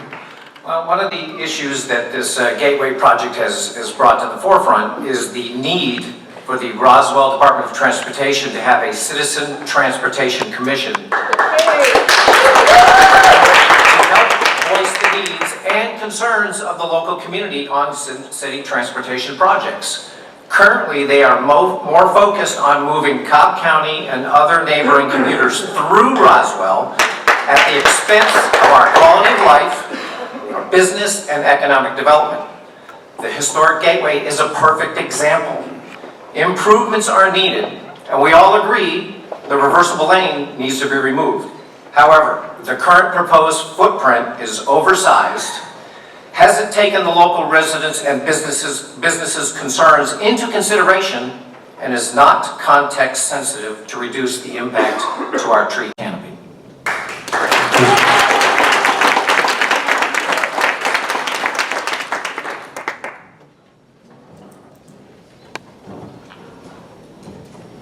All right, Dr. Howell, we'll start with you for the third question. This is about government transparency. The city has added video of our council meetings and work sessions, yet some citizens still desire more openness. We received numerous questions on topics of transparency and openness, including bringing back written meeting transcripts, keeping attendance for all work sessions, adding video of all committee meetings, and adding additional public comment to all meetings and work sessions. Where do you see opportunities to improve government openness and citizen insight and feedback? So you said improve, and that just makes the hair on the back of my neck stand up. That's what I do. So I'm where I stand with the community that wants more transparency. I think that anytime you have your citizens and a democracy involved in your decisions, that's the best thing that you can get for the city. Bringing the written notes back allows people to search, to do research on the city. So that's number one. I'm for streaming and taking notes, but you know what? That doesn't give me the opportunity to ask questions if I'm sitting at home.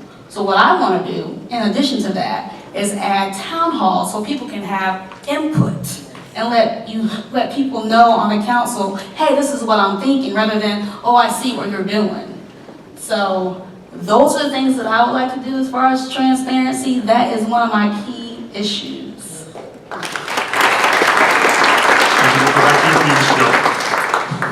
For my campaign, trust and transparency is one of the focal points.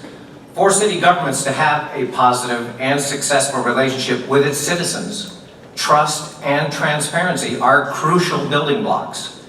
Without such, you get citizen disengagement and voter apathy, which can only have a negative impact on the city. Residents need to feel like their voices are being heard and not ignored. Some steps that can be taken towards this goal are bringing back the transcription, modernizing the mayor and council voting system so that every vote is searchable by the citizens, a pledge to always keep meetings open whenever possible, avoiding decisions behind closed doors, disclose donations on related votes. In addition, I would propose that multiple times a year, the city conduct a mayor and council session in East Roswell as a way to foster inclusiveness. Thank you. Along with the other two candidates, I agree that we need to bring written minutes back. We can, it is a priority. Also, as far as work sessions and meetings, if they were at the earlier part of the day instead of moving them towards midday, more residents could attend, and also the ability to ask questions during those meetings, or just limiting to the end of the meeting a short 15-minute session where the residents can ask questions. Thank you.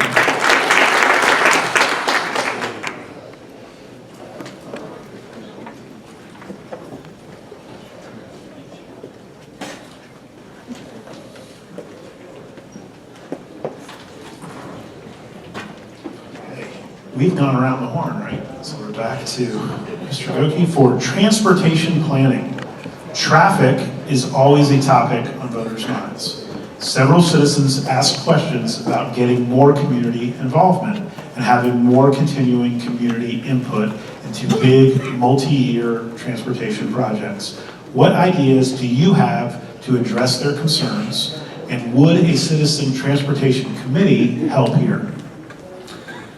Well, I think I voiced that we do need that transportation committee, but what I'd like to do is talk about traffic in relation to that. And I don't know that there is a simple answer to the traffic problem, or that we can, because half of our traffic is passed through from neighboring communities. What we can do is work to improve the traffic flow, and in certain instances, discourage it through the design of our roads. Widening the roads to add more lanes is not the solution. If you build it, they will come. The other half of the traffic problem comes from our own residents going to and coming from their jobs outside the city. Since we are a suburban community, this is to be expected. Short of turning Roswell into a large commercial hub, the long-term solution to this aspect is not clear. City of Roswell does have some of the most advanced traffic management system available, and we should continue to invest in deploying it along with making sure the timing of lights is optimized along our major corridors. Thank you. Mrs. Hall? Give me the highlight of that question. Yes, yes, ma'am. So several citizens asked questions about getting more community involvement into the transportation decisions. So what ideas do you have to address those concerns, and would a citizen transportation committee help accomplish that? So I think it's very important to keep these projects on the forefront. And these projects are planned 20 years, 10 to 15 to 20 years in advance. So the Gateway project was going on 10 years ago. We had citizen meetings. And here we are 10 years later, and it's coming to fruition probably close to a similar format that it was discussed 10 years ago.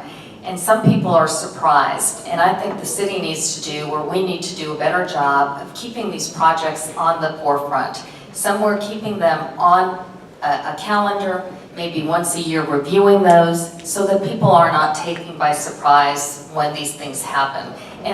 And by doing that, there could be milestones where we have that technology is advancing by leaps and bounds. I mean, we see that. So we should be able to have a milestone and say, you know what, we looked at this 5 years ago and this is what was going on then and this was the design.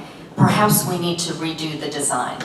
I think that I think a kitchen cabinet type of commission would be a great idea. I don't know that a formal commission that we would get the input from having people, many of our roads are state, so I don't know that we could get Georgia Department of Transportation on there, but it's certainly something that we could investigate. Thank you. Now to Dr. Howell. Sure.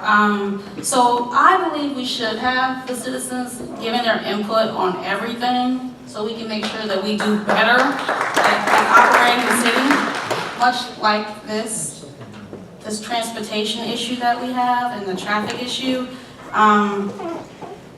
The more you have outside voices and have a plan, since I'm a project manager by trade, I also do process improvements, so I like solving problems. The more you have a plan that everyone can look at, and these are the people that are driving around the neighborhoods, so they know exactly what's going on. So in case the people in the city forget, they have someone there to remind them. I think that is the most important thing to do, just to have input, consistent and continual input in this process. Thank you. Okay, for our fifth and final question, we're going to start with Mrs. Holland. There's a sixth bonus question, don't worry. Okay. This is next time. Okay. They looked concerned. Spent a lot of time, I think, Mike said. All right, city government and process. Some feel our zoning and regulatory code, our own internal approval processes, and the timing and the inclusion of public comment at later stages of planning contribute to redevelopment confusion, misinterpretations, and community misunderstandings. What ideas do you have to improve this process for our citizens and for potential investors? Is that me first? We're starting with Mrs. Hall. Okay. Okay, this is near and dear to my heart. 5 years ago, our new code came into fruition, and we've had the opportunity of seeing the shortfalls in that code. The first thing we need to do is address the loopholes in the code. One thing that we all, as a group, everybody agrees on, that I've heard tonight, is that we need more business. We have very limited strategic areas to put multi-use properties, and we are making decisions and allowing those properties to be primarily residential instead of commercial. So that is one of the things that I would address with the UDC. Three other things right off the top of my head are to add cottage court as a permissible use in commercial corridors. I would like to look at the build to zone and modify some of the setback requirements so that properties aren't necessarily built right up to the street so that we have some more green space in front of them. And also for new developers in suburban areas to be allowed to put cul-de-sacs. They did away with cul-de-sacs so that they could have connectivity, and I would like to see. Thank you very much.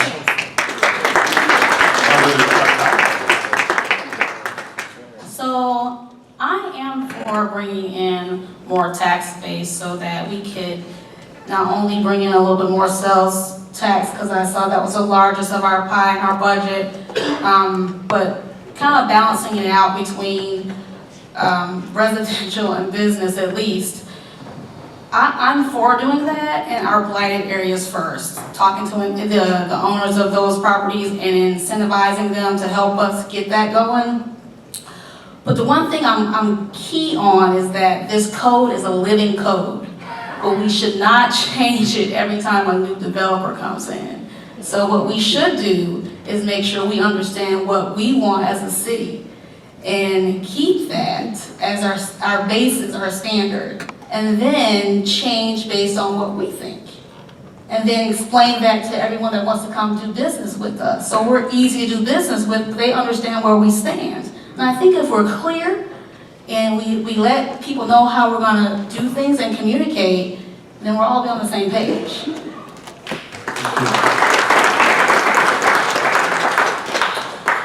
Not all developers are bad.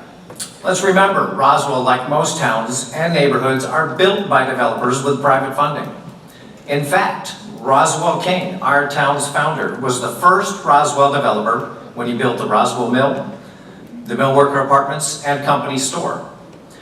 A recent study shows that millennials are moving out of the big cities to the suburbs like Roswell, where they have walkable downtowns to retail and restaurants, good schools, and easy access to parks and recreation. Similarly, baby boomers are retiring at a rate of 10,000 per day and are looking to move to small historic towns with similar amenities. We need to capitalize on both of these economic trends and develop Roswell with a village-style concept of mixed-use developments with shops, restaurants, and managed density that maintains our historic character. I fully support the hiring of a city architect. They must think analytically about the best way to implement the city's vision while creating well-thought-out plans to ensure the protection of our homes and neighborhoods. At the same time, they must design appropriate areas for commercial development that promotes the community's assets, provides inspiration, and secures the long-term health and happiness of its residents.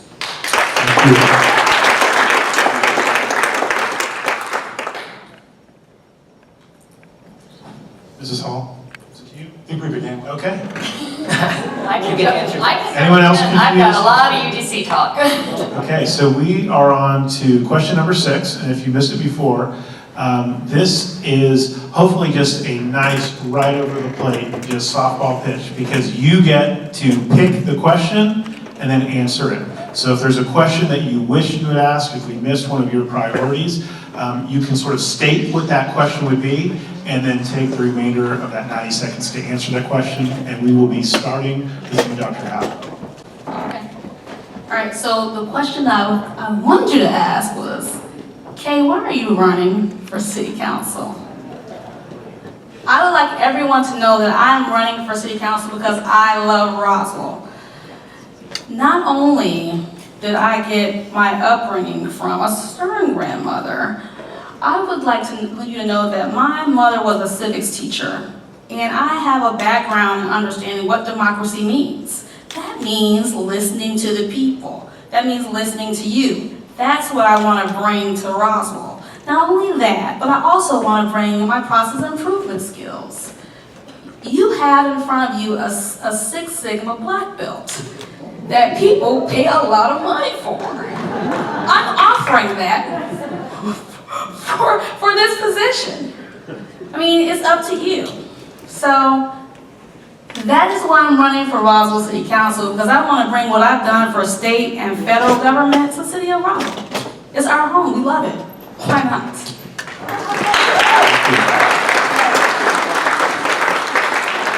Keith, Goeke. You can, again, not the same question. You can pick whatever question you want, state it, and then answer it. And the question I would have for myself is, what is the most important thing that Roswell needs? Roswell needs a vision. Roswell needs strong, trusted leaders with that vision who truly represent the interest of residents and business owners.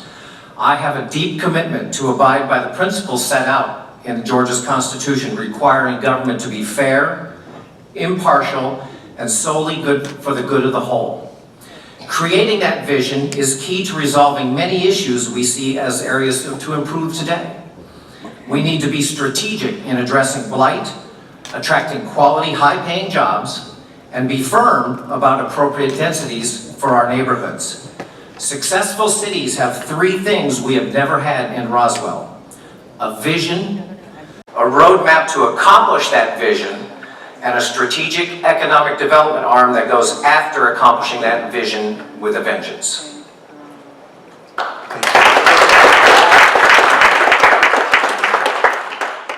Mrs. Hall? So my question is, what would you have liked to see in that target location on the east side of Roswell? Well, when that decision was made, it broke my heart, because I know that it's a strategic location for Roswell for true mixed use, a true mix of uses. One of the things, I work with a client, and there's a project in Lake Nona, Florida, and this is just an idea of something that might have been really cool there. It's called Boxy Park. It's a destination place, and it's made out of repurposed freight containers. It sits on about 7 acres. Put that kind of a destination that has retail, restaurants, some entertainment, put some loft office space back there, you would fill it up. There's such a demand for office like that. It would be filled up immediately. So that is the question that I wish I was asked.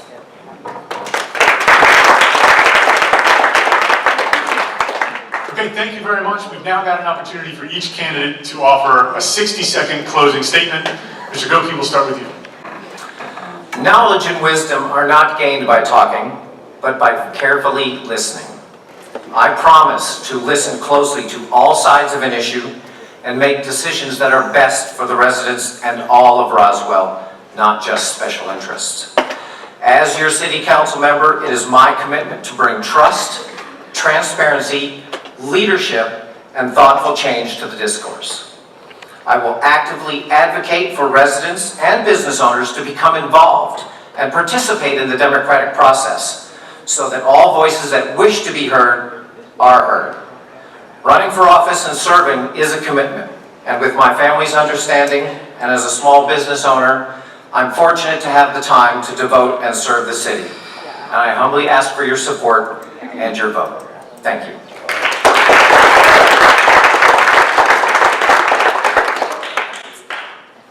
Okay, as a private pilot, I don't get into my cockpit until I have filed a flight plan. As a CFO, when I sit down with my clients to review their numbers, if their plan isn't working, we make a plan and we fix it. First, Roswell needs a plan that protects the things that we love about Roswell. A plan which includes the vision of Roswell residents. And like in business, we need to fix what isn't working for us. We need to fix the code to align that with our vision and plan. I have the relevant work experience, the breadth and depth of knowledge of the issues, and I can go to work for you on day one. I am Christine Hall. I'm running for post 3. I want to represent you, the residents of Roswell. I will put my skills to work for you on council. So when you go to the polls on November 5th, or early vote, remember, Hall for City Hall. There's a lot of H's in the race. Dr. Howell, 60 seconds. Sure. So I was talking to my team last night, and they said, you should tell them about your grandmother. So I did. And here I am again. So before my grandmother died, I said, I want to get my doctorate. So she passed in 2009, and I finally just got my doctorate. So we talked about it, and I said, you know what, I'm going to keep my word. And that's a word that you can still count on. That means you don't have to watch me in order for me to keep my word. You have a choice on November 5th and starting on October 15th to vote Kay Howell. I am someone who's going to listen to you and actually hear you. You have a chance to be more inclusive and not only bring in those people that can come to the meetings in the morning, but you can get input from people that work and can't come to the meetings. I'm one that represents you too. You have a choice. That is Kay Howell, that's Howell, for Post C3. All right, well, let's give a hand for all of our C3 candidates.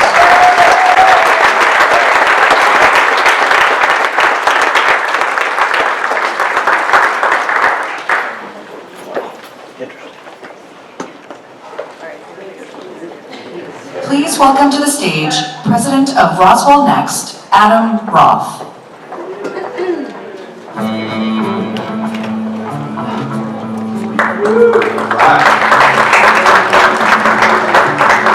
So great event tonight. Thanks everybody out for coming out.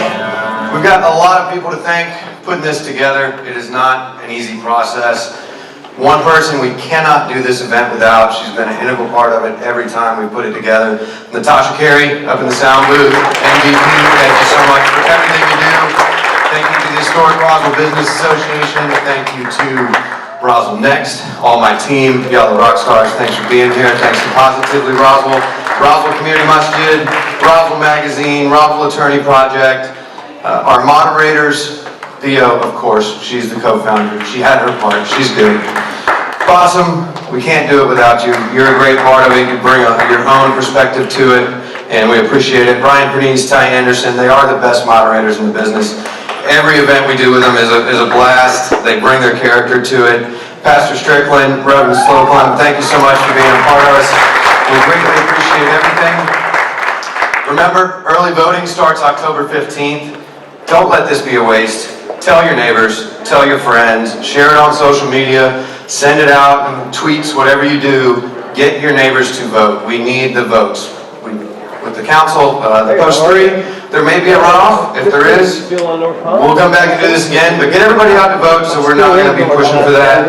Our next Meet the Candidates event, so there is one more Roswell Next event before the election. It's an evening event, similar to our breakfast event, meet and greets. It's going to be on October 24th at Tappan 6, and there are going to be some other opportunities to meet these candidates.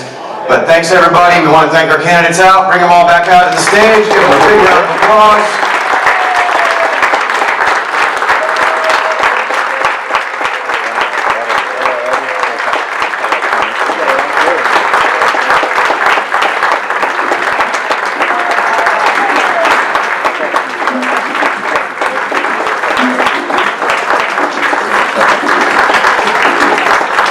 Everybody have a great night.